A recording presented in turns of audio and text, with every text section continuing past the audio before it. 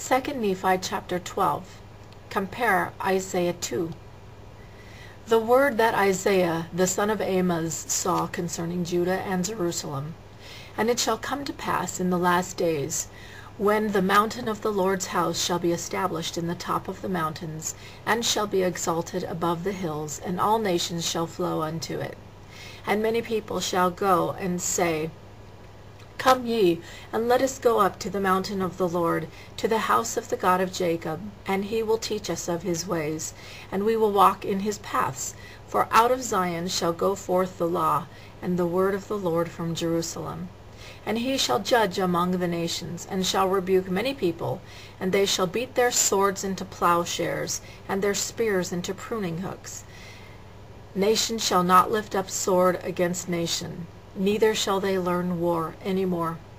O house of Jacob, come ye, and let us walk in the light of the Lord. Yea, come, for ye have all gone astray, every one to his wicked ways. Therefore, O Lord, thou hast forsaken thy people, the house of Jacob, because they be replenished from the east, and hearken unto soothsayers like the Philistines, and they please themselves in the children of strangers. Their land also is full of silver and gold, neither is there any end of their treasures. Their land is also full of horses, neither is there any end of their chariots. Their land is also full of idols. They worship the work of their own hands, that which their own fingers have made. And the mean man boweth not down, and the great man humbleth himself not. Therefore forgive him not.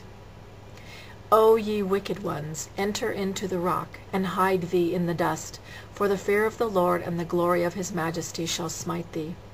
And it shall come to pass that the lofty looks of men shall be humbled, and the haughtiness of men shall be bowed down, and the Lord alone shall be exalted in that day. For the day of the Lord of hosts soon cometh upon all nations, yea, upon every one, yea, upon the proud and the lofty, and upon every one who is lifted up, and he shall be brought low. Yea, and the day of the Lord shall come upon all the cedars of Lebanon, for they are high and lifted up, and upon all the oaks of Bashan, and upon all the high mountains, and upon all the hills, and upon all the nations which are lifted up, and upon every people, and upon every high tower, and upon every fenced wall, and upon all the ships of the sea, and upon all the ships of Tarshish, and upon all pleasant pictures. And the loftiness of man shall be bowed down, and the haughtiness of man shall be made low, and the Lord alone shall be exalted in that day. And the idols he shall utterly abolish. And they shall go into the holes of the rocks, and into the caves of the earth, for the fear of the Lord shall come upon them, and the glory of his majesty shall smite them, when he ariseth to shake terribly the earth.